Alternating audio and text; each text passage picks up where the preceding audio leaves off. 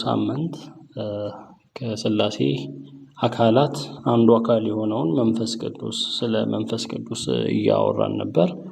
መንፈስ ቅዱስ አካል ነው ወይንም ፐርሰን ነው፣ ግዑዝ አይደለም፣ ማንነት የሌለው ነገር አይደለም የሚለውን ነገር ነበር ከመጽሐፍ ቅዱስ እያየን የነበረው። ለማስታወስ ያህል ሥላሴ ማለት አብ ወልድ መንፈስ ቅዱስ የሚለውን በአንድ ቃል ለመጥራት የተሰየመ ቃል ነው። ሥላሴ የሚለው አብ ወልድ መንፈስ ቅዱስን የሚያሳይ ነው።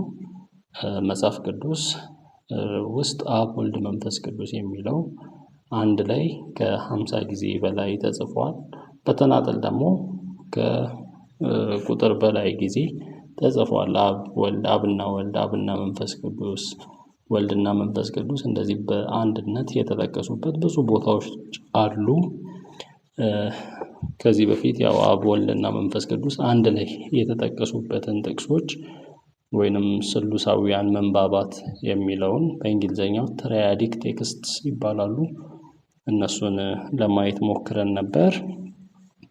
እና መጽሐፍ ቅዱስ የሚያስተምረን አብ አምላክ እንደሆነ ወይንም መለኮት እንደሆነ፣ ወልድ አምላክ እንደሆነ፣ መንፈስ ቅዱስ አምላክ እንደሆነ ነው የሚነግረን።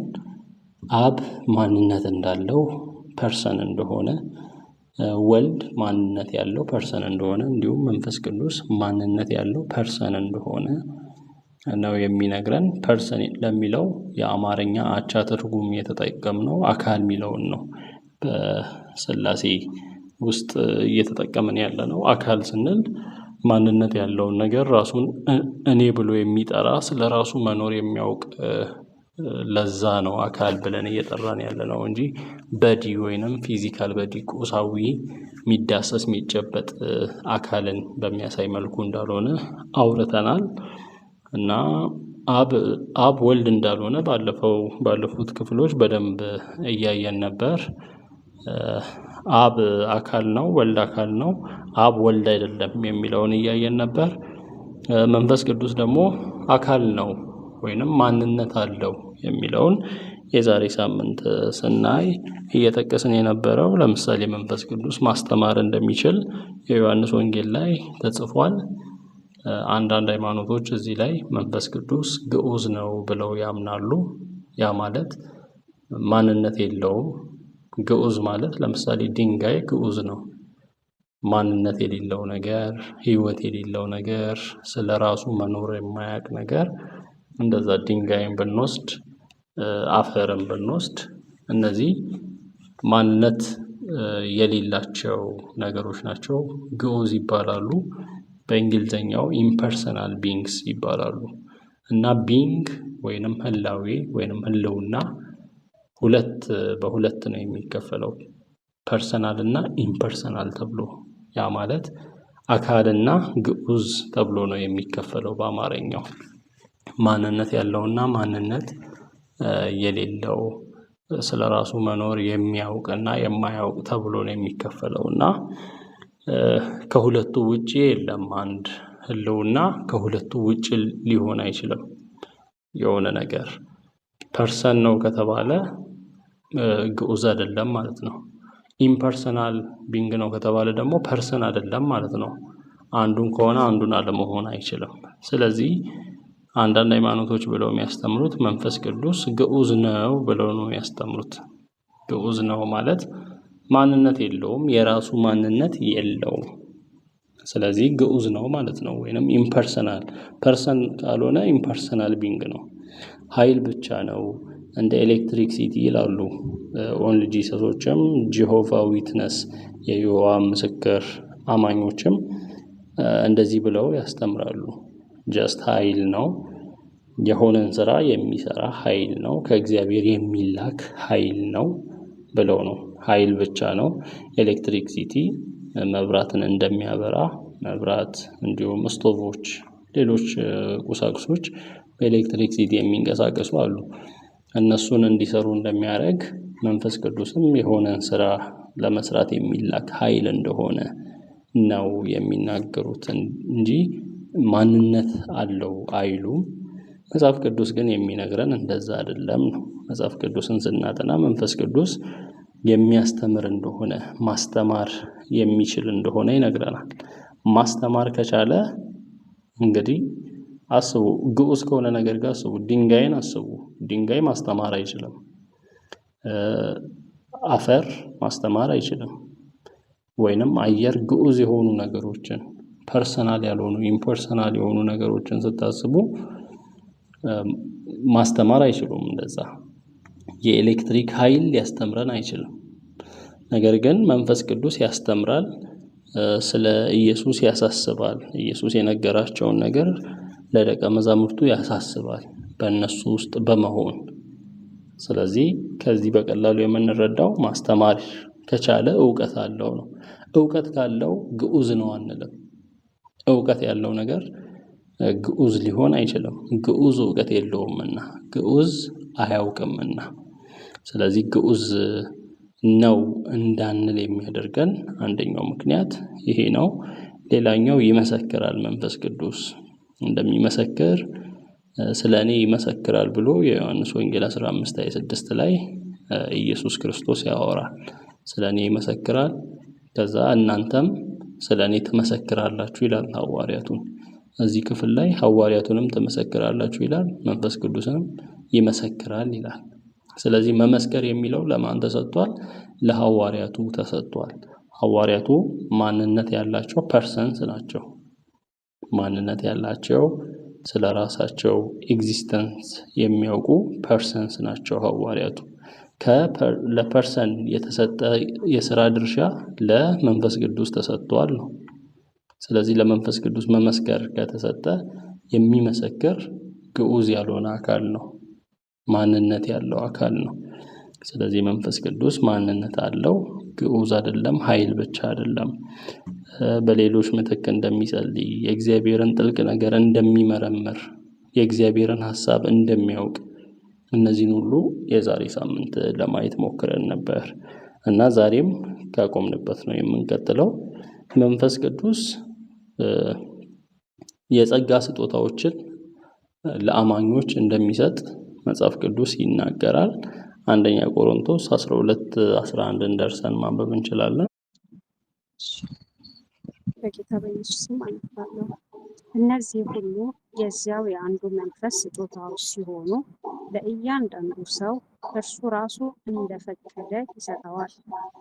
እሺ፣ ከ4 ጀምረሽ አንብቢ እስኪ፣ ሐሳቡ የተያያዘ ስለሆነ። ስጦታዎች ልዩ ልዩ ሲሆኑ መንፈስ ግን አንድ ነው። አገልግሎትም ልዩ ልዩ ሲሆን ጌታ ግን አንድ ነው። አሰራርም ልዩ ልዩ ሲሆን ሁሉም በሁሉ የሚሰራ ግን ያው አንዱ እግዚአብሔር ነው። ነገር ግን መንፈስ ቅዱስን መግለጥ ለእያንዳንዱ ሰው የሚሰጠው ለጋራ ጥቅም ነው። ለአንዱ በመንፈስ ጥበብን ቃል መናገር ይሰጠዋል፣ ለሌላው ደግሞ በዚያው መንፈስ የእውቀትን ቃል መናገር ይሰጠዋል። ለአንዱ በዚያው መንፈስ እምነት ይሰጠዋል፣ ለሌላው ደግሞ በዚያው በአንዱ መንፈስ የመፈወስ ስጦታዎች ይሰጠዋል። ለአንዱ ተአምራትን የማድረግ፣ ለሌላው ትንቢትን የመናገር፣ ለሌላው ደግሞ መናፍስትን የመለየት፣ ለአንዱ በልዩ ልዩ ልሳን የመናገር፣ ለሌላው ደግሞ በልዩ ልዩ ልሳን የተነገረውን የመተርጎም ስጦታ ይሰጠዋል። እነዚህ ሁሉ የዚያው የአንዱ መንፈስ ስጦታዎች ሲሆኑ ለእያንዳንዱ ሰው እርሱ ራሱ እንደፈቀደ ይሰጠዋል። እሺ፣ ጸጋ ይብዛልን። እሺ፣ ደስ በሚል ሁኔታ ነው ያነበብሽው እሙ፣ ጸጋው ይብዛልሽ። ጥሩ በጥራት ባለው መንገድ ነው፣ ደስ ይላል። እና እዚህ ጋር ስለ መንፈስ ቅዱስ እያወራ ነው። ስለ መንፈስ ቅዱስ ስጦታዎች እየተናገረ ነው። ቁጥር 4 ላይ ስጦታዎች ልዩ ልዩ ሲሆኑ መንፈስ ግን አንድ ነው። እዚህ ጋር ስጦታዎችን ከመንፈስ ቅዱስ ጋር ነው የሚያያይዘው ማለት ነው። እና ወደ ታች ወርደን ስጦታዎችን በምናይበት ጊዜ የተለያዩ አይነት ስጦታዎች እንዳሉ፣ የጥበብን ቃል መናገር፣ ያንን የእውቀትን ቃል መናገር፣ እምነት፣ የመፈወስ ስጦታ፣ ተአምራት ማድረግ፣ ትንቢት መናገር፣ መናፍስት መለየት፣ በልሳን በልዩ ልዩ ልሳን መናገር፣ የተነገረውን ልሳን መተርጎም፣ እነዚህ ሁሉ ስጦታዎች እንዳሉ ይናገራል። እነዚህ ሁሉ የዚያው የአንዱ መንፈስ ስጦታዎች ናቸው ይላል። የአንዱ መንፈስ ቅዱስ የእሱ ስጦታዎች ናቸው። የዚያው የአንዱ መንፈስ ስጦታዎች ሲሆኑ ለእያንዳንዱ ሰው እርሱ ራሱ እንደፈቀደ ይሰጠዋል። ይሄንን የተለያየ አይነት ስጦታ የአንዱ ስፒሪት ስጦታ እርሱ ራሱ እንደፈቀደ ነው የሚሰጠው ነው። ተመልከቱ እዚህ ጋር ፈቃድ እንደፈቀደ እንደወደደ ነው የሚሰጠው። በእንግሊዘኛው በምናነብበት ጊዜ all these are the work of one and the same spirit and he distributes them to each one just as he determines ይላል እና እንደወደደው ዲስትሪቢዩት ያደርጋል፣ ያከፋፍላል። ሂ ነው የሚለው መንፈስ ቅዱስን እዚህ ጋር ስናይ አንደኛ ሂ የሚለው ወይንም እርሱ ራሱ የሚለው ሂ የሚለው የሚውለው ፐርሰን ለሆነ ነገር ነው፣ ማንነት ላለው ነገር ነው። አንደኛ ማንነት ላለው ስለ ራሱ መኖር ስለሚያውቅ አካል ነው ሂ የሚለው የእንግሊዘኛ ፕሮናውን የሚውለው። ሁለተኛው እዚህ ጋር ፈቃድ አለ፣ እንደፈቀደው ነው የሚሰጠው መንፈስ ቅዱስ። የተዘረዘሩትን ስጦታዎች ለክርስቲያኖች እንግዲህ ለቤተ ክርስቲያን መታነጽ ነው። ይሄ ለቤተ ክርስቲያን መታነጽ ለክርስቲያኖች ወይም ለአማኞች እንደወደደ ይሰጠዋል ማለት ነው። እንደፈቀደ ይሰጣል እንጂ የግድ ይሄ ካልተሰጠኝ ብለን አይደለም። የሆነን ስጦታ መንፈስ ቅዱስ ራሱ ነው የሚሰጠን ለሁላችንም። እዚህ ጋር ያለንም ሰዎች የተለያየ አይነት የመንፈስ ቅዱስ ስጦታ አለን፣ የተሰጠን መንፈስ ቅዱስ የሰጠን። መንፈስ ቅዱስ የሰጠን ለአካሉ ጥቅም ነው እንጂ እኛ የፈለግነውን እንድናረግበት ወይንም እኛ የፈለግነውን መርጠን አይደለም የወሰድነው። የፈለግነውን እንድናረግበት ለግል ዓላማም አይደለም። ምክንያቱም ከታች ወርዶ አካል ብዙ ብልቶች ቢኖሩትም አንድ አካል ነው። ነገር ግን ብልቶች ብዙ ቢሆኑም አካል አንድ ነው፣ ክርስቶስም እንደዚሁ ነው እያለ አማኞችን የክርስቶስ አካል እንደሆኑ፣ የክርስቶስ አካል ላይ የተገጠሙ ብልቶች እንደሆኑ፣ የአካል ክፍሎች እንደሆኑ ይገልጻል። የአንድ እንደ ሰው ነው የሚመስለው። ሰው ላይ እጅ አለ፣ እግር አለ፣ አይን አለ፣ የተለያየ ለአይን የተሰጠው የሥራ ድርሻ ሌላ ነው፣ ለእግር የተሰጠው ሌላ፣ ለእጅ የተሰጠው ሌላ።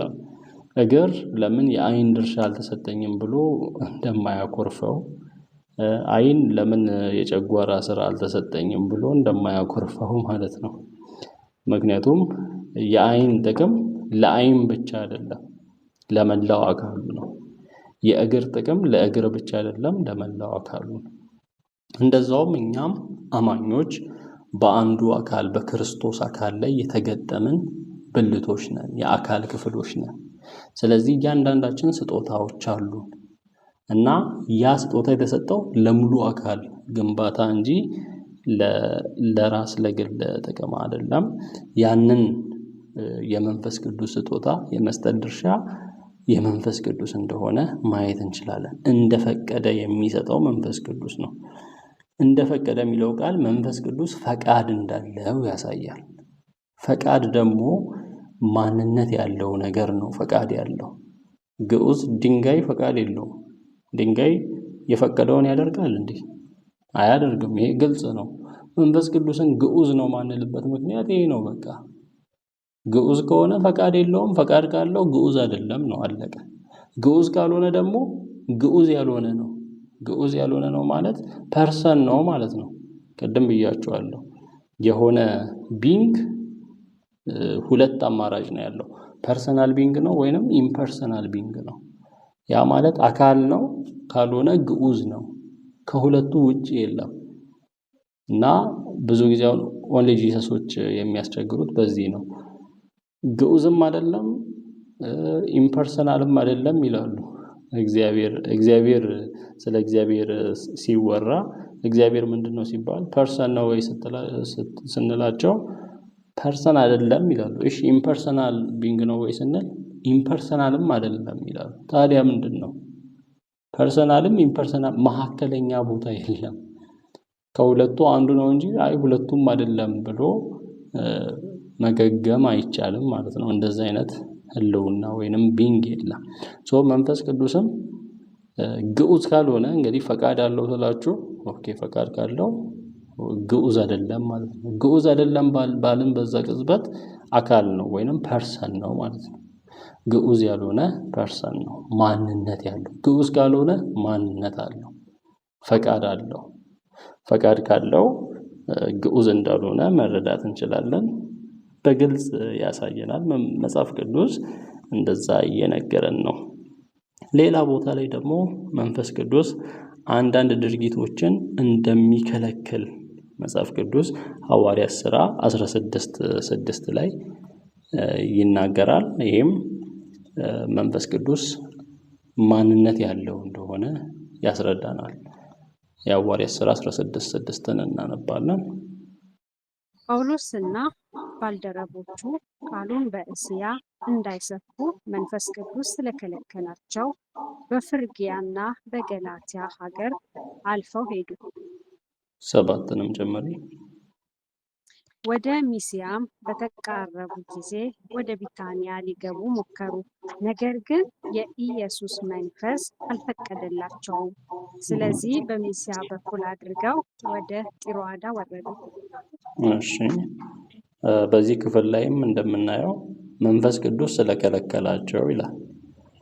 ጳውሎስና ባልደረቦቹ ቃሉን በእስያ እንዳይሰብኩ መንፈስ ቅዱስ ስለከለከላቸው በፍርግያና በገላትያ ሀገር አልፈው ሄዱ ብሎ ጳውሎስና ባልደረቦቹ በእስያ እንዳይሰብኩ መንፈስ ቅዱስ ሲከለክላቸው እናያለን። እና መከልከል ምን አይነት ባህሪ ያለው አካል ድርሻ ነው ወይንም ብቃት ነው ብለን ስናስብ ግዑዝ የሆነን ነገር እናስብ። እንግዲህ ግዑዝ ነው እየተባለ ስለሆነ መንፈስ ቅዱስ በአንዳንድ የስህተት አስተማሪዎች ግዑዝ ነው ብለን ካሰብን እንግዲህ አሁን እንዳልኳችሁ ድንጋይን ነው የምናስበው። ድንጋይ ግዑዝ ነው። ድንጋይ የሆነን ነገር እንዳታደርጉ ይከለክላል ወይ? አታድርጉ ብሎ ይከለክላል ወይ? እና ስናስብ አያረግም። የኤሌክትሪክ ኃይል እንደ ኤሌክትሪክ ኃይል ፓወር ብቻ ነው ሲባል የኤሌክትሪክ ኃይል የሆነን ድርጊት እንዳያደርጉ ሰዎችን ይከለክላል ወይ የሚለውን ስናይ አይከለክልም። እንደዛ የማድረግ ስልጣን የለውም ግዑዝ ስለሆነ። ስለዚህ ከከለከለ መከልከል የሚችል ከሆነ ግዑዝ አይደለም ማለት ነው መንፈስ ቅዱስ። ግዑዝ ካልሆነ ደግሞ ምንድነው? ፐርሰን ነው። ግዑዝ ካልሆነ ማንነት አለው። ኢምፐርሰናል ካልሆነ ፐርሰናል ቢንግ ነው። ስለዚህ ከለከላቸው ይላል። ቁጥር 7 ላይም የኢየሱስ መንፈስ አልፈቀደላቸውም ይላል። ያው መንፈስ ቅዱስ የሚጠራበት የእግዚአብሔር መንፈስ ይባላል። የኢየሱስ መንፈስ ተብሎ ይጠራል። መንፈስ ቅዱስ ተብሎ ይጠራል። ቅዱስ መንፈስ በተለያዩ ስሞች መንፈስ ቅዱስ ሲጠራ እናያለን። ያ መንፈስ ቅዱስ እንዳልፈቀደላቸው የመፍቀድና ያለመፍቀድ ስልጣን አለው ማለት ነው። የመፍቀድና ያለመፍቀድ ስልጣን ያለውን ነገር ግዑዝ ነው ማለት ትክክል አይደለም። ሌላ መንፈስ ቅዱስ ይናገራል፣ የሚናገር ነው። የዛው የሐዋርያት ሥራ ምዕራፍ 8:29 ላይ 8:29 መንፈስም ፊልጶስን ሂድ ወደዚህ ሰረገላ ቅረብ አለው። ፊልጶስም ፈጥኖ ወደ ሰረገላው ሄደ። ጃንደረባውም የነቢዩን የኢሳይያስን መጽሐፍ ሲያነብ ሰምቶ ለመሆኑ የምታነበውን ታስተውላለህን? አለው። ጃንደረባውም የሚያስረዳኝ ሰው ሳይኖር እንዴት አድርጌ አስተውላለሁ አለ። እሺ በቃል እዚህ 29 ላይ ስናይ መንፈስ ፊልጶስን ሂድ ወደዚህ ሰረገላ ቅረብ ይለዋል። እንግዲህ የኢትዮጵያዊውን ጃንደረባ ታሪክ ታውቃላችሁ ብዬ አስባለሁ። ከ26 ጀምሮ የጌታ መልአክ ፊልጶስን ተነስተ በደቡብ በኩል ከኢየሩሳሌም ወደ ጋዛ በሚያወርደው በምድረ በዳው መንገድ ሂድ አለው። እርሱም ተነስቶ ሄደ። እያለ ይቀጥላል። የኢትዮጵያዊ ጃንደረባው የኢሳያስን መጽሐፍ ያነብ ነበር። ምዕራፍ 8 ሙሉ ስናነብ ግን ከኢሳያስ መጽሐፍ የሚያነበውም ይሄ ኢየሱስ ክርስቶስ ወደፊት መጥቶ እንደሚሰቀል እንደሚሰቃይ ስቃዩን የሚያሳየውን ክፍል ያንን ክፍል ነበር የሚያነበው። ያንን ክፍል ሲያነብ እየተረዳ አልነበረም እና ፊልጶስን ያው የእግዚአብሔር መልአክ ወደዚህ እንዳመጣው ወደ ኢትዮጵያዊ ጃንደረባው እንዳመጣው እናያለን። ከዛ መንፈስ ቅዱስ ምን ይለዋል? ፊልጶስን ሂድ ወደዚህ ሰረገላ ቅረብ አለው ይላል። አለው ተናገረው ነው በእንግሊዘኛው ዘ ስፒሪት ቶልድ ፊሊፕ። አያችሁ ቶልድ ማለት የቴል ፓስት ቴንስ ነው። ቴል መንገር ነው። ዘ ስፒሪት ቶልድ ፊሊፕ ጎ ቱ ዛት ቻሪዮት ኤንድ ስቴይ ኒር ኢት ብሎ ይናገረዋል። ወደዚህ ሰረገላ ቅረብ፣ ሂድ፣ ወደዚህ ሰረገላ ሂድ ብሎ እየተናገረው ነው። እንግዲህ መናገር የሚችል ነገርን ግዑዝ ነው አንልም። ድንጋይ መናገር አይችልም፣ ግዑዝ ነው ድንጋይ። የኤሌክትሪክ ኃይል የተናገረው ሰው እዚህ ውስጥ አይኖርም እና ኃይል ነው ይባላል መንፈስ ቅዱስ። እንዴት እንደዛ እንደተባለ ከመጽሐፍ ቅዱስ የተቃረነ ትምህርት ነው ማለት ነው። መንፈስ ቅዱስ ማንነት የለውም፣ ኃይል ብቻ ነው፣ ግዑዝ ነው የሚል አስተምሮ ስህተት ነው የሚሆነው። እዛው የሐዋርያት ሥራ 13:2 ላይም በምናይበት ጊዜ እነዚህም ጌታን እያመለኩና እየጾሙ ሳሉ መንፈስ ቅዱስ በርነባስንና ሳውልን እኔ ለጠራኋቸው ሥራ ለዩልኝ አለ። እንግዲህ ተመልከቱ፣ ከአንድ ጀምሮ ስናነብ በአንጾኪያ ባለችው ቤተክርስቲያን ከነቢያትና መምህራን ነበሩ። እነርሱም በርነባስ፣ ኔጌር የተባለው ስምዖን፣ የቀሬናው ሉኪዮስ፣ የአራተኛው ክፍል ገዥ የሄሮድስ አብሮ አደግ የነበረው ምናሄና ሳውል ነበሩ። በአንጾኪያ ባለችው ቤተክርስቲያን የነበሩ ሰዎችን ነው እዚህ ጋር የሚገልጸው። እነዚህ ጌታን እያመለኩና እየጾሙ ሳሉ መንፈስ ቅዱስ ምን አለ መሰላችሁ? በርነባስንና ሳውልን እኔ ለጠራኋቸው ሥራ ለዩልኝ አለ ይላል። እንግዲህ እየተናገረ ነው። ስለ መናገር ብያለሁ። የሚናገር አካል ግዑዝ አይደለም ብያችኋለሁ። ሁለተኛው እኔ ለጠራኋቸው ሥራ ለዩልኝ፣ ለእኔ ሥራ እኔ እያለ ነው የሚናገረው። መንፈስ ቅዱስ ስለ ራሱ ሲናገር እኔ እያለ ይናገራል። ልብ በሉ። እኔ የሚለው አይ የሚለው ፕሮናውን የሚውለው ማንነት ላለው ነገር ነው። ማንነት የሌለው ነገር እኔ አይልም። እኔ ማለት ራሱ የማንነት ንግግር ነው። ማነ ሲባል እኔ ነኝ ነው አይደል የምንለው? ማነ የማንነት ማንነትን የሚያሳይ ንግግር ነው። እኔ ነኝ። while they were worshiping the Lord and fasting the Holy Spirit said ይልና መንፈስ ቅዱስ እንዲያለ set apart for me ለእኔ ሚ ነው የሚለው። ከዛ በኋላ which I have called them ለጠራኋቸው I have ነው አይ ነው የሚለው መንፈስ ቅዱስ ራሱን አይ እኔ ለእኔ እያለ ይናገራል። እኔ ማለት ከቻለ ማንነት አለው። ግዑዝ ነገር እኔ ብሎ ያወራል ወይ ነው። እዚህ ጋር ደግሞ የሚገርማችሁ የሆነ ምሳሌያዊ በሆነ መንገድ አንዳንዶች ምሳሌያዊ በሆነ መንገድ ነው የተጻፈው ሊሉ ይችላሉ። ግን ቀጥታ እያወራ ያለው ለነማን ነው? ለዚህ ጋር ላሉት ሰዎች ነው። እነ ባርናባስ፣ እነ ሳውል፣ እነ ኔጌር በአንጾኪያ ባለችው ቤተክርስቲያን ውስጥ ላሉ ሰዎች ነው እያወራ ያለው። ከሰዎች ጋር ኮሚኒኬት እያደረገ ነው መንፈስ ቅዱስ። ከሰዎች ጋር እየተነጋገረ ነው፣ እየተግባባ ነው። ከሰዎች ጋር መነጋገር፣ ሰዎች ማንነት አላቸው፣ ፐርሰንስ ናቸው። ከሰዎች ጋር ሲነጋገር ራሱን እኔ ብሎ እየጠራ ነው መንፈስ ቅዱስ። ከሰዎች ጋር እየተነጋገረ ከሆነ ኮሚኒኬት ማድረግ የሚችል ከሆነ ያ ነገር ግዑዝ አይደለም። እየተናገረ ከሆነ ለእኔ ሥራ ለዩልኝ እያለ እየመረጠም ነው። እገሌንና ገሌን ለዩልኝ ምርጫንም ያሳያል። እዚህ ጋር እየመረጣቸው ነው። በርናባስንና ሳውልን እየመረጣቸው ነው። አስቡ፣ ግዑዝ ነው ከተባለ አያስኬድም። እዚህ ጋር እንዴት ብለን ግዑዝ ነው ብለን እናምናለን? መንፈስ ቅዱስ እንዴት ብለን ማንነት የለውም ብለን እናምናለን? እንዴት ብለን ፐርሰን አይደለም አካል አይደለም ብለን እንዴት እናምናለን? ይሄንን እያየን እኔ ብሎ ራሱን እየጠራ ከሰዎች ጋር እየተነጋገረ ለሰዎች እየተናገረ መንፈስ ቅዱስ አይ ግዑዝ ነው ኃይል ብቻ ነው ማለት ይሄ ትልቅ ክህደት ነው፣ ኑፋቄ ነው፣ የመጽሐፍ ቅዱስን መካድ ነው። የመጽሐፍ ቅዱስ ደራሲ የሆነውን መንፈስ ቅዱስ ማንነቱን ማሳነስ ነው፣ ዲግሬድ ማድረግ ነው እና የእግዚአብሔርን ማንነት ማሳነስ ነው። መንፈስ ቅዱስ እግዚአብሔር ስለሆነ በእግዚአብሔር ላይ ስድብ መናገር ነው። ይሄ መንፈስ ቅዱስ እኔ ያለ ማውራት የሚችል ግዑዝ ያልሆነ ነው። ግዑዝ ካልሆነ ፐርሰን ነው ስንል ሊከብዳቸው አይገባም።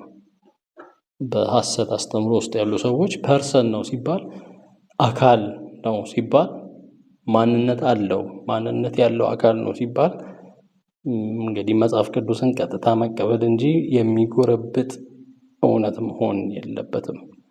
ሌላው መንፈስ ቅዱስ ማመዛዘን ማለት መመዘን ማጽደቅ የሚችል ነው። ነገሮችን መዝኖ ማጽደቅ የሚችል እንደሆነ የዚሁ የሐዋርያት ሥራ መጽሐፍ 15:28 ላይ ማየት እንችላለን። እነዚህም አስፈላጊ ነገሮች በስተቀር ሌላ ተጨማሪ ሸክም እንዳንጭንባችሁ ለመንፈስ ቅዱስም ለእኛም መልካም መስሎ ታይቶናል። ይኸውም ለጣዖት ከተሰዋ ነገር፣ ከደም ታንቆ ከሞተ እንስሳ ጋር እንዲሁም ከዝሙት ርኩሰት እንድትርቁ ነው። እሺ፣ እዚህ ክፍል ላይ የሐዋርያት ሥራ 15 ይሄ የመጀመሪያው የቤተ ክርስቲያን ጉባኤ የሚባለው ነው። የሐዋርያቱ ጉባኤ ነው። ጉባኤ ካውንስል የሚባለው ምናልባት ሰምታችሁ ሊሆን ይችላል። የኒቂያ ጉባኤ አለ 325 ላይ። ከዛ በኋላም የቁስጥንጢንያ ጉባኤ 381 ላይ፣ ከዛ የኬልቄዶን እያለ የተለያዩ ጉባኤዎች በቤተ ክርስቲያን ታሪክ ሆነዋል። የመጀመሪያው ጉባኤ እዚህ መጽሐፍ ቅዱስ ላይ ያለው የሐዋርያት ጉባኤ ነው። ይሄም ጉባኤ የሆነው ምናልባት የገላትያ መጽሐፍን አንብባችሁ ከሆነ ጳውሎስ ለገላትያ ሰዎች ወንጌል ሰብኮላቸው ነበር። እንግዲህ መዳን በጸጋ እንደሆነ ነው ወንጌሉ። መዳን በጸጋ ነው፣ በራስ ስራ አይደለም፣ በራስ ጥረት አይደለም፣ በህግ አይደለም። በራስ ያንን ህግ መፈጸም የሚችል ሰው የለም። ህጉን እፈጽማለሁ ብለህ ከጀመርክ ሁሉንም መፈጸም አለብህ። በአንዱ ከሳትክ በሁሉ እንደሳትክ ይቆጠራል የሚለውን ትምህርት አስተምሯቸው በኋላ ከአይሁድ አንዳንድ ሾልከው የገቡ ሰዎች፣ ከአይሁድ የመጡ ክርስቲያንን ባዮች ምን አደረጉ? አይ ለመዳን መገረዝ አለባችሁ፣ ህግ መጠበቅ አለባችሁ የሚል ትምህርት አስተማሩ። ወደ ገላትያ ሰዎች መጥተው የገላትያ ሰዎች ደግሞ ይህንን ትምህርት ወደ መቀበል ሆኑ። አብዛኞቹ ወደዚህ ትምህርት ተወሰዱ። በኋላ ጳውሎስ የገላትያ ደብዳቤን የሚጽፍላቸው በዚህ ምክንያት ነው። እንዴት እንደዚህ ታደርጋላችሁ? እንዴት ያኔ እኮ አምናችሁ ነበር፣ ተቀብላችሁን ነበር። ምንድነው የደነዘዛችሁት? ለምንድን ነው እንዲህ አይነት አዚም ድንዛዜ? ማን ነው ድንዛዜ ያደረገባችሁ? ማን ነው አዚም ያደረገባችሁ? ሌላ ወንጌል ነው እየተከተላችሁ ያላችሁት። ከእኛ ከሰበክንላችሁ ሌላ ወንጌል የሚሰብክ እሱ የተረገመ ይሁን እያለ ገላትያ ምዕራፍ 1 ላይ ያወራል። ከዛ ምንድነው ያደረገው ጳውሎስ? ቀጥታ እንግዲህ እነዚህ ሰዎች የመጡት የአይሁድ ክርስቲያኖች ናቸው። የገላትያ ሰዎችን መጥተው ህግን መጠበቅ አለባቸው ለመዳን ብለው ያስተማሩት እና ጳውሎስ ያደረገው እነዚህ ከአይሁድ ከእናት ቤተክርስቲያን አለች ኢየሩሳሌም ላይ እነ ያዕቆብ እነ ዮሐንስ ያሉበት ደቀ መዛሙርቱ እነ ጴጥሮስ ያሉበት ማለት ነው። አእማድ መስለው የሚታዩ ያሉበት ወደ እነዛ ነው ቀጥታ ሄደው ወደ እነዛ ሄዶ ቼክ ሊያደርግ ማለት ነው። ማለት እኔ ማስተምረው ወንጌል ስህተት ነው ወይ? እነዚህ የመጡት የአይሁድ ክርስቲያኖች ከእናንተ ዘንድ ተልከው ነው ወይ የሚለውን ማጣራት ነበረበት ማለት ነው። ወደዚህ መጣ ጳውሎስ። ቲቶን ይዞ ነው እንደውም የመጣው። ቲቶን አብሮት ይዞ ሲመጣ ቲቶ ያልተገረዘ ሰው ነበር። ያልተገረዘም መሆኑ እንግዲህ በኢየሱስ ክርስቶስ ያመነ ነው። አሁን ለመዳን መገረዝ አያስፈልግም የሚለውንም ለማሳየት ነው። ቲቶን ይዞ ሄደ። ከዛ የሚያስተምረውን ወንጌል ነገራቸው። እዚህ ላሉት ለኢየሩሳሌም ላይ ላሉት እናት ቤተክርስቲያን ላይ ላሉት ማለት ነው። ሲነግራቸው ሁሉም የሚያስተምረው ትምህርት ትክክል እንደሆነ ነው ከላይ የምታነቡት። ሌላ ምንም እንጨምረው ነገር የለም። በዚህ አንተ ባስተማርከው ነገር ምንም እናድርገው ነገር የለም። እንደውም ቀኝ እጃቸውን ሰጡን ነው የሚለው እዛ ገላትያ ላይ። ግን አንድ ነገር ብቻ ነው የጠየቁን። እሱም ድሆችን እንድናስብ፣ ድሆችን እንድንረዳ ዘንድ ነው የጠየቁን። በሌላ ነገር በሁሉም ነገር ተስማምተው ነበር። በዚህ ክፍል ላይ ያዕቆብ ነው ይህንን አሁን የተናገረውን ንግግር የሚያወራው።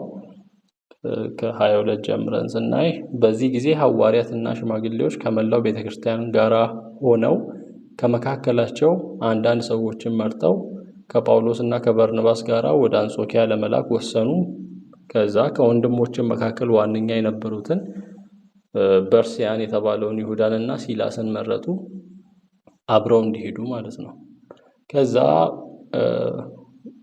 በእነርሱም እጅ ቀጥሎ ያለውን ደብዳቤ ላኩ። ወንድሞቻቸው ከሆኑት ከሐዋርያትና ከሽማግሌዎች ከአሕዛብ ወገን አምነው በአንጾኪያ በሶርያና በኪልቅያ ለሚገኙ ወንድሞች ሰላምታ ይድረሳችሁ።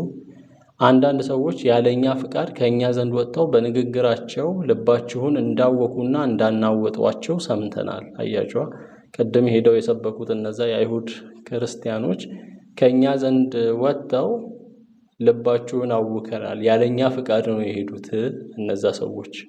ስለዚህ ጥቂት ሰዎች መርጠን ከተወዳጆቹ ከበርናባስና ከጳውሎስ ጋር ወደ እናንተ ለመላክ ሁላችንም ተስማምተናል እያለው ውሳኔውን ነው የሚነግረው እንግዲህ። ስለዚህ እኛ የጻፍነውን በቃል እንዲያረጋግጡላችሁ እነሆ ይሁዳንና ሲላስን ልከናል። ይሄ የተጻፈው ደብዳቤ ለገላትያ ሰዎች እየተጻፈ ያለው ደብዳቤ ስህተት ነው፣ እነ ጳውሎስ ራሳቸው ጽፈው አምጥተዋል እንዳይባል ምስክር ከዚህ ከኢየሩሳሌም ይሁዳንና ሲላስን አብረው ይልካሉ ከጳውሎስ ጋር አንድ ላይ ማለት ነው። ስለዚህ ከነዚህ አስፈላጊ ነገሮች በቀር ሌላ ተጨማሪ ሸክም እንዳንጭንባችሁ ለመንፈስ ቅዱስም ለእኛም መልካም መስሎ ታይቶናል። አያችሁ፣ ሌላ ተጨማሪ ሸክም አንጭንባችሁም። ለመዳን መገረዝ አለባችሁ፣ ለመዳን ሕግ መጠበቅ አለባችሁ የሚለውን አንጭንባችሁም። በነገራችን ላይ ሕግ ማንም ሕግን ጠብቆ መዳን አይችልም። ለዛ ሸክም ነው እና አንጭንባችሁም እያለ ያወራል። እዛ ገላትያ ምዕራፍ 2 ላይ ጴጥሮስ ከአሕዛብ ጋር ለአሕዛብ ወንጌል ሰብኮላቸው ከአሕዛብ ጋር አብሮ ምግብ ይመገብ ነበር። ምክንያቱም እንደ ብሉይ ኪዳን ከሆነ አይሁድ ከአሕዛብ ጋር እንኳን መመገብ አብሮ እንኳን አይቀመጥም። አሕዛብን ከነካ እንኳን እጁን ይታጠባል። በጥፊ ከመታ እንኳን እጁን ይታጠባል። የረከሰ ነገር ነክቻለሁ ብሎ ማለት ነው። እና ዕቃ ተሸክመ እሱ ቤት ብትወስድ እንኳን ዕቃውን አጥቦ ነው የሚያስገባው። አንድ አሕዛብ ለአይሁዳዊ ዕቃ ተሸከሙ ቢወስድ እንኳን ያንን ዕቃ አጥቦ ነው የሚያስገባው ቤቱና ይሄን ያህል ማይገናኙ ናቸው። ነገር ግን በኋላ ለጴጥሮስ በራእይ ታይቶ ምንድነው ያለው ኢየሱስ ማለት በራእይ በተኛበት ይሄንን ተነስተ ብላ የሚል ምግብ ተዘርግቶ ከሰማይ እንደዚህ ምግብ ተዘርግቶ ተነስና ብላ ሲል ጴጥሮስ ምን ይለዋል? አልበላም፣ ይሄ የረከሰ ነው። በአይሁድ ሕግ ሰኮናው የተደፈነ እንዲሁም የማይበሉ ምግቦች አሉ። ይሄ የረከሰ ነው አልበላም ይለዋል። እግዚአብሔር የቀደሰውን አንተ ርኩስ ታደርጋለህ ወይ ይለዋል። ከዛ 3 ነው ያንን ራእይ ደጋግሞ ያየው። ያንን ራእይ ደጋግሞ ያየው ወዴት ሊሄድ ነው? እነ ቆርኔሌዎስ ቤት። ቆርኔሌዎስ አሕዛብ ነው እንዴ? አሕዛብ ቤትም ወንጌል ይሰበካል እንዴ? ሄደ። ከዛ ገና ስለ መስበክ ሲጀምር መንፈስ ቅዱስ ወረደባቸው። እሱም ገረመው። እንዴ ለአሕዛብም ወንጌል እንደሚሰበክ አያውቁም ነበር። በነገራችን ላይ አይሁዳውያን ለአይሁድ ብቻ ነበር መርጠው የሚሰብኩት ሐዋርያት ሥራ ሲጀምር። በኋላ እሱም ግራ ተጋባ። እዛም ኢየሩሳሌም ቤተክርስቲያን ያሉ አይሁዶችም ግራ ገባቸው። እንዴ ምንድነው የተፈጠረው? እስኪ ንገረን ሲሉ እነዚህ ሰዎች እንደኛ መንፈስ ቅዱስ ተቀበሉ። ሐዋርያት ሥራ ምዕራፍ 2 ላይ መንፈስ ቅዱስ እንደወረደ መንፈስ ቅዱስን እንደተቀበሉ አይታቸዋል። ልክ እንደዛው አሕዛብ የሆኑት የቆርኔሌዎስ ቤተሰቦች መንፈስ ቅዱስ ወረደባቸው። ስለዚህ መጠመቅን የሚከለክላቸው ማን ነው? አጠመቃቸው ማለት ነው። ኦኬ ወንጌል ለአሕዛብም ነው ማለት ነው የሚለውን በእንደዚህ አይነት መንገድ ነው ጴጥሮስ ሊረዳ የቻለው እንጂ መጀመሪያ ወንጌል ለአሕዛብ ምናምን የሚለውን አይገባውም ነበር። ይሄ ሲገባው በቃ እግዚአብሔር የቀደሰውን አንተ እርኩስ ልታደርግ ማን? ኦኬ ስለዚህ አሕዛብ እርኩስ አይደለም ማለት ነው በዚህ በአዲሱ ወንጌል በክርስቶስ ወንጌል በዚህ በእግዚአብሔር መንግስት። ስለዚህ አብሮ ካመኑ አሕዛብ ጋር አብሮ ምግብ ሲበላ ምን ይሆናል? የአይሁድ ክርስቲያኖች ይመጣሉ። ወደዛ ወደ አሕዛብ ሲመጡ ጴጥሮስ ምን ሆነ? ወደ አይሁድ ክርስቲያኖች ወደ እነሱ በኩል ሆነና ከአሕዛብ ጋር መቀላቀልን ፈራ። ለምንድን ነው የፈራው? ጀስት ድሮ የነበረው እንግዲህ ምን ይሉኛል የሚለው ነገር ነበር። ለመቀላቀል ሲፈራ ጳውሎስ ምንድነው ያለው? ፊት ለፊት ተቃወምኩት ይላል ምዕራፍ 2 ላይ ገላትያ ላይ። መቃወምም ነበረብኝ ይገባ ነበርና። ምክንያቱም ምንድነው ያለው? ጀስት ከአሕዛብ ጋር አንድ መሆን እንዳለበት ያውቃል፣ ችግር እንደሌለው። ግን የመጡትን አይሁዶች የድሮ ልማድ የድሮ ወጉን አስቦ ስለፈራ ከአሕዛብ ጋር መቀላቀል ሲፈራ እንዴት እንደዚህ ታደርጋለህ ብሎ ጳውሎስ ተቆጣ። አንተ ራስህ መዳን በጸጋው እንደሆነ ሕግን በመጠበቅ እንዳልሆነ አምነህ እናንተ ያልቻላችሁትን ያንን ሕግ አሕዛብ እንዲጠብቁ ትጥራለህ እንዴ? ለነሱ ላይ ትጭናለህ እንዴ? እያለ ሲያወራ ነበር። እዚህ ጋርም ከነዚህ ከአስፈላጊ ነገሮች በቀር ሌላ ተጨማሪ ሸክም እንዳንጭንባችሁ ለመንፈስ ቅዱስም ለእኛ መልካም መስሎ ታይቶናል ይላል ያዕቆብ ሲያወራ። እንግዲህ አስፈላጊ ነገሮቹ ምንድናቸው? እነዚህም ብቻ አታርጉ ነው። ለጣዖት ከተሰዋ ነገር ተጠንቀቁ፣ ለጣዖት የተሰዋ ነገር አትብሉ እንደማለት ነው። ከደም ታንቆ ከሞተ ከእንስሳ ስጋ እንዲሁም ከዝሙት ከርኩሰት ከነዚህ ብቻ ራቁ።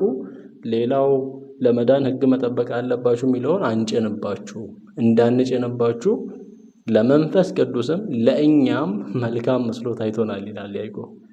ስለዚህ ምን እያለ ነው? መንፈስ ቅዱስን ከኛ ከሰዎች ጋር አብሮ አንድ ላይ እየጠራው ነው አንደኛ። ስለዚህ አንድ ላይ ሲጠራ መንፈስ ቅዱስ ማንነት ያለው ፐርሰን እንደሆነ እንረዳለን። ሁለተኛው ለመንፈስ ቅዱስ መልካም ሆኖ ታይቷል፣ መልካም መስሎ ታይቷል ከሆነ ኦኬ መንፈስ ቅዱስ መልካም የሆነውንና ያልሆነውን ያውቃል ማለት ነው። ምን ይመዝናል? ነገሮችን መዝኖ ያጸድቃል። ትክክል የሆነውን ነገር ያጸድቃል። እዚህ ጋር ሐዋርያቱ ራሳቸው ለብቻቸው የወሰኑት ሳይሆን ከመንፈስ ቅዱስ ጋር ለመንፈስ ቅዱስም ለሐዋርያቱ መልካም መስሎ የታየውን ነገር ነው የወሰኑት ማለት ነው። ስለዚህ መንፈስ ቅዱስ የሚመዝን ነው እና የዛሬ የመጨረሻ የምናየው መንፈስ ቅዱስ የኤፌሶን መጽሐፍ 4:30 ላይ ነው። ለቤዛ ቀን የታተማችሁበትን ቅዱሱን የእግዚአብሔርን መንፈስ አታሳዝኑ። እሺ እዚህ ጋር ለቤዛ ቀን የታተማችሁበትን ቅዱሱን የእግዚአብሔርን መንፈስ አታሳዝኑ ይላል። ተመልከቱ እንግዲህ የእግዚአብሔር መንፈስ ያዝናል ማለት ነው። አማኞች ኃጢአት የሚሰሩ ከሆነ ያዝናል። ኃጢአት በመስራት መንፈስ ቅዱስን ማሳዘን ይቻላል። ስለዚህ የሚያዝን ከሆነ ስሜት አለው ማለት ነው። ማዘን ስሜት ነው። ማዘን፣ መደሰት፣ መውደድ፣ መጥላት፣ መቆጣት እነዚህ የመሳሰሉ ነገሮች ስሜት እንደሆኑ ነው የምናውቀው።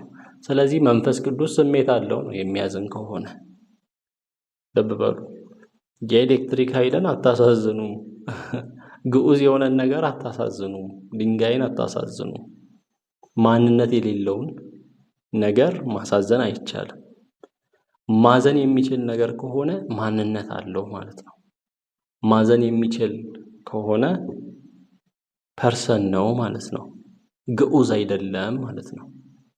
ለቤዛ ቀን የታተማችሁበትን ቅዱሱን መንፈስ አታሳዝኑ። እዚህ ጋር ብቻ አይደለም መንፈስ ቅዱስ ብሉይ ኪዳን ላይም የኢሳይያስ መጽሐፍ ላይ የእግዚአብሔርን መንፈስ አሳዘኑ፣ ከዛ እሱም ጠላት ሆኖ ወጋቸው ይላል። የእግዚአብሔርን መንፈስ እንዳሳዘኑ፣ እንዳስቆጡ፣ እንዳስመረሩ ይናገራል። የሚቆጣ የሚማረር ጭራሽ ጠላት ሆኖ የሚወጋ ያንን የእግዚአብሔርን መንፈስ አይ ጀስት ፓወር ብቻ ነው። ፓወር አያዝንም፣ ኃይል አያዝንም። እንዴት ያዝናል? የኤሌክትሪክ ፓወር ወይ የሆነ ኃይል ብቻ ነው። ግዑዝ ነው። ግዑዝ አያዝንም። ድንጋይ ምንም ብታደርገው አያዝንም፣ አይቆጣም፣ ስሜት የለውም። መንፈስ ቅዱስ ስሜት አለው። ስለዚህ ዛሬ ምን አየን? ባጭሩ መንፈስ ቅዱስ ስሜት አለው። መንፈስ ቅዱስ ፈቃድ አለው። እንደፈቀደ ስጦታዎችን ለቤተ ክርስቲያን ውስጥ ላሉ አማኞች ለአማኞች ይሰጣል። መንፈስ ቅዱስ ዕውቀት አለው። ያስተምራል፣ ይመራል፣ ይመዝናል፣ ያመዛዝናል፣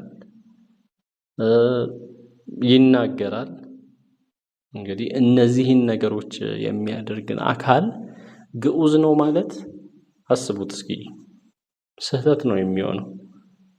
እና ግዑዝ ለመባል መስፈርታቸው ምን እንደሆነ ግዑዝ ነው ያሉ አካላት መስፈርታቸው ምን እንደሆነ አይገባኝም። እኔ ማንነት የለውም ለማለት ፐርሰን አይደለም ለማለት የደፈሩበት መጽሐፍ ቅዱስ እንደዚህ እያስተማረን ስለ መንፈስ ቅዱስ እየነገረን ባለፉት ክፍሎች መንፈስ ቅዱስ አብም እንዳልሆነ ወልድም እንዳልሆነ አውርተናል። ከአብ ከወልድ የተለየ አካል እንደሆነ አውርተናል። ዛሬ ደግሞ እያየን ያለነው መንፈስ ቅዱስ አካል እንደሆነ ፐርሰን እንደሆነ ነው። ልብ በሉ። አብ ካልሆነ ወልድ ካልሆነ አካል ካለው መንፈስ ቅዱስ ፐርሰን ነው ማለት ነው። የተለየ ነው ማለት ነው። ከአብ የተለየ እንደሆነ እኔ እሄዳለሁ አጽናኙን እልክላችኋለሁ እያለ ኢየሱስ ባወራበት ቦታ ላይ በአንድ ቦታ ላይ ሶስቱም አካላት የተለያዩ እኔ እሄዳለሁ አጽናኙን እልክላችኋለሁ፣ እኔ ወደ አብ እሄዳለሁ፣ አብ በስሜ የሚልክላችሁ አጽናኝ እያለ ያወራው። እንግዲህ አብ ይልካል አጽናኙን በማን? በእኔ ስም። ስለዚህ እኔ እሄዳለሁ አጽናኙን እልክላችኋለሁ እንጂ እኔ እሄዳለሁ እኔ እመጣለሁ አይደለም እያለ ያለው። እመጣለሁ ስላችሁ ዳግመኛ መምጣቱን ሳይሆን ከአማኞች ጋር አብሮ ለመኖር በአማኞች ውስጥ ለመኖር እኔ ሄጄ መንፈስ ቅዱስ ሆኜ እመጣለሁ ሳይሆን መንፈስ ቅዱስን እልካለሁ እያለ ነው እያወራ ያለው። ከዚህ መንፈስ ቅዱስ እንዳልሆነ ኢየሱስ መረዳት እንችላለን። አብ ይልክላችኋል መንፈስ ቅዱስን ሲል ደግሞ አብ መንፈስ ቅዱስ እንዳልሆነ እንረዳለን። ከአብ የሚወጣው እያለ የሚያወራው በስሜ የሚልከው አብ በስሜ የሚልከው አጽናኝ እያለ ሲያወራ አብ እንዳልሆነ የመጣው በአማኞች ላይ በበዓለ ሃምሳ ቀን የወረደው ዛሬም በእኛ በአማኞች ውስጥ ያለው መንፈስ ቅዱስ የሚባለው አካል አብ እንዳልሆነ ወልድ እንዳልሆነ መረዳት እንችላለን። አብም ወልድም አይደለም። መንፈስ ቅዱስ በተጨማሪም ፐርሰን ነው። ግዑዝ ያልሆነ አካል ነው። ማንነት ያለው ነው። የሚናገር ነው። የሚያስተምር ነው። በእኛ ምትክ በአማኞች ምትክ የሚጸልይ ነው። የሚማልድ ነው። የእግዚአብሔርን ጥልቅ ነገር የሚመረምር ነው። የእግዚአብሔርን ሐሳብ የሚያውቅ ዕውቀት ያለው ነው። ፈቃድ ያለው ነው። እንደፈቀደ ስጦታዎችን ለቤተ ክርስቲያን የሚሰጥ ነው። ለአማኞች የሚሰጥ ነው። ጥሩ ያልሆኑ ነገሮችን የሚከለክል ነው። የሚናገር ነው። መልካም ውሳኔ ላይ እንዲደረስ የሚመዝን ነው ነገሮችን። ይህንን አካል እንደዚህ አይነት ባህሪ ያለውን አካል ፐርሰን አይደለም ካልን ስህተት ውስጥ ነን ማለት ነው። ኑፋቄ ውስጥ ነን። በእንደዚህ አይነት አስተሳሰብ ውስጥ ያላችሁ ሰዎች እንድትመለሱ ወደ ትክክለኛው የእግዚአብሔር ቃል እንድትመለሱ ራሳችሁን ከስህተት ትምህርት እንድትጠብቁ ጥሪ እናቀርብላችኋለን። ሰላም ምህረት ይብዛልኝ።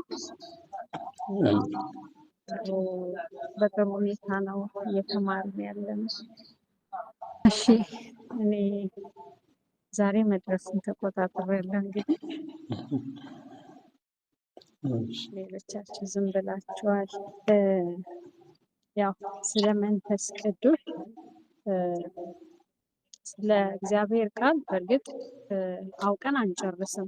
እዚህ ጋር በቃኝ የምንለው አድጌያለሁኝ ከዚህ በኋላ አያስፈልገኝም የምንለው አይደለም። በተለይ ደግሞ ስለ መንፈስ ቅዱስ እና ስለ ሥላሴ በቃ ተረድቼ ጨርሻለሁ ማለት የምንችለው አይደለም።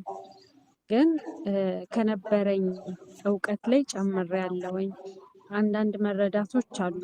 መንፈስ ቅዱስ መጥቶ ኃይል ሰጥቶ ብቻ እንደሚሄድ አይነት ነገር ተደርጎ የሚወሰዱ በአማኞች እንትን ላይ ይነገራል። በቃ መንፈስ ቅዱስ መጣ ምናምን የሚሉ ቃላቶች እና መንፈስ ቅዱስ የሚመጣ ሳይሆን ከኛ ጋር ያለ ነው። ፐርሰን የሆነ ነው። የሚሰማው ነው። የኛ ሁሉ ነገር የሚሰማው ነው። ቅድም አንተ እንዳልከው የሚያዝንም የሚሰማም አምላክ ነው እርሱ። ግዑዝ የሆነ ነገር አይደለም። እና ይሄንን ደግሞ ከነበረኝ እውቀት ላይ ጨምሬያለሁ። ጸጋ ይብዛልክ። በጣም ደስ የሚል ነገር ነው። አቤት አውራ በጣም ጥሩ ነው። ያው እኔ ብዙ ጊዜ ጥያቄ የሆነ ያለውን ነገሮችን አግኝቼዋለሁ። አብ ወልድ መንፈስ ቅዱስ አንድ አምላክ ነው ስንል በሙስሊሞች ደረጃ ብዙ ጥያቄ እየፈጠረ ያለውን ነገር ነው ያው ዛሬ የተረዳሁት። ብዙ ጊዜ ስንከራከር ያው ስሜም አማን ስለሆነ የሙስሊም ቤተሰብ እንደመሆኔ መጠን አብ ወልድ መንፈስ ቅዱስ አንድ አምላክ ነው ስንል አብ ሶስት አድርጎ ነው እነሱም መረዳት የሚችሉት። ብዙ ጊዜ ለማስረዳት እየቸገረኝ ያለውን ነገር ብዙውን ተረድቻለሁ ዛሬ።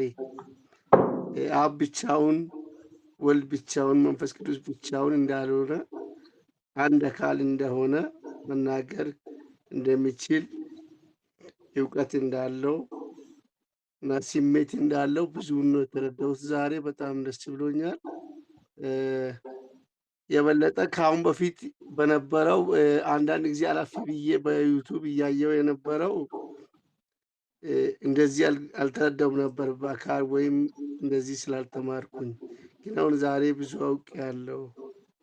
አብ ወልድ መንፈስ ቅዱስ አንድ አምላክ እንደሆነ ብዙ ተረድቻለሁ ለማለት ነው። ቴንኪው።